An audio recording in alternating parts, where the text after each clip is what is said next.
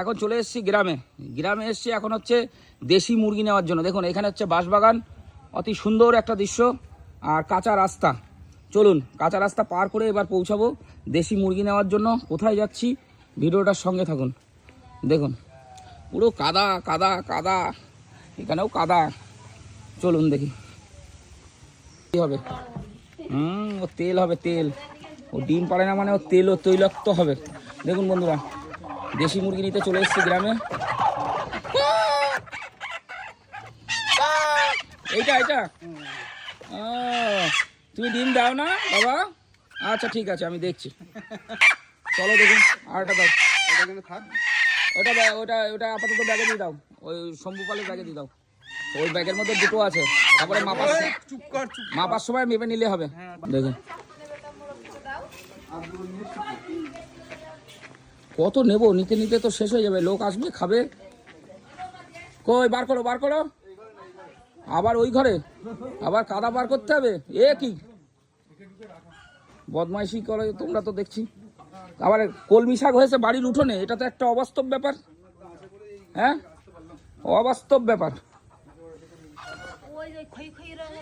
খইয়ে কই বার করো। ও খইয়ে বার করো। ওটা দেশি, পিওর দেশি তো নাকি? আয় দেখছি আমি। তারপরে আরে তুমি পুরো ঢোকো না, অসুবিধা নেই। দেখুন এদিকে আছে কচু বাগান, আর ওখানে বিশাল চাল কুমড়ো শাক হয়েছে। একটু শাক নেওয়া গেলে তো ভালো হতো জঙ্গলের মধ্যে থেকে, কিন্তু সে তো উপায় নেই। এত জঙ্গলে কে যাবে, আবার কোথায় রাসেল ভাইপার থাকবে তা বলা যায় না। এ তো ধরতে পারছে না বন্ধুরা। দেখেছেন ঠিক জায়গা মতো ছক্কা মেরেছে।